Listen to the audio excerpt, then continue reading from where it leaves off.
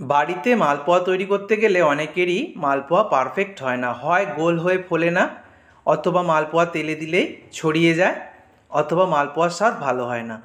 একদম প্রত্যেকটা মালপোয়া এরকম ফুলকো ফুলকো হবে, এক শেপের হবে এবং নরম তুলতুলে হবে, আর স্বাদ হবে সেরা সেরা। কীভাবে একদম পারফেক্ট মালপোয়া বানাতে হবে তার রেসিপি শেয়ার করব, তো রেসিপিটা একদম শেষ পর্যন্ত দেখতে থাকো।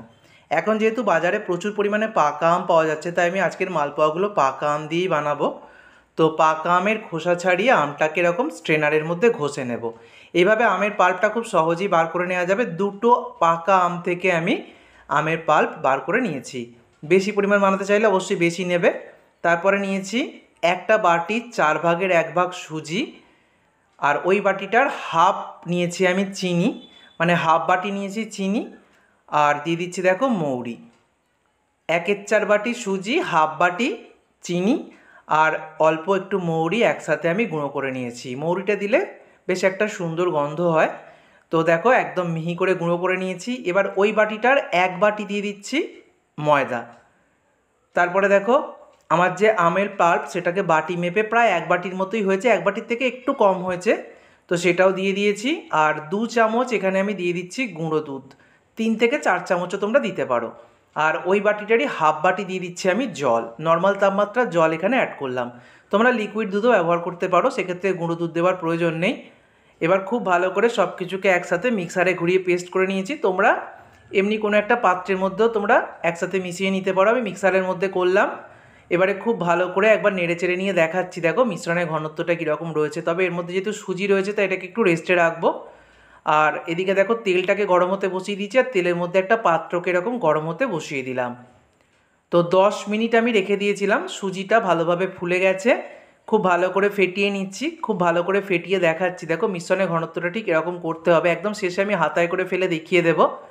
তো আমি খুব সামান্য একটু খাবার সোডা অ্যাড করলাম, খাবার সোডাটা খুব ভালো করে মিশিয়ে নিচ্ছি। আর দেব খুব সামান্য 1 চিমটে মতো লবণ, এতে করে মালপোয়ার টেস্টটা অনেকটা বেড়ে যাবে। এই ছোট্ট ছোট্ট জিনিসগুলো মালপোয়ার টেস্টকে অনেক সুন্দর করবে। হাতায় করে ফেলে দেখিয়ে দিচ্ছি দেখো ঠিক এরকম ঘনত্বটা করে নেবে, একদম পাতলাও করবে না আবার খুব বেশি ঘনও করবে না।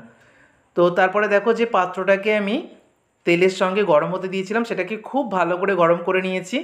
এবার ছানটার ওপর রেখে আমি বেশ কিছুটা ব্যাটার দিয়ে দিচ্ছি ওপর থেকে হাতায় করে। তারপর পাত্রটার মধ্যে একটু ঝাঁকিয়ে আমি তেলের মধ্যে দিয়ে দিলাম। পাত্রটা তেলের সাথে খুব ভালো করে গরম হয়ে গেলে দেখবে মালপোয়াগুলো আপনা আপনি ছেড়ে দেবে। তারপর মালপোয়াটাকে উল্টিয়ে দেবে। এইভাবে দেখবে একদম গোল গোল ফুলকো ফুলকো মালপোয়া তৈরি হবে। প্রত্যেকটা মালপোয়া এক শেপের হবে আর একদম তুলোর মতো নরম হবে। এবার দুটো সাইড লালচে করে ভেজে তুলে নিলেই হয়ে যাবে। মালপোয়া ভাজা এবং মালপোয়া তৈরির এই রেসিপিটা ঠিক যেভাবে দেখাচ্ছি এইভাবে করতে চেষ্টা করবে, একদম পারফেক্ট হবে। তোমরা সরাসরি ব্যাটারটা তেলে দিয়েও বানাতে পারো, কোনো অসুবিধা নেই।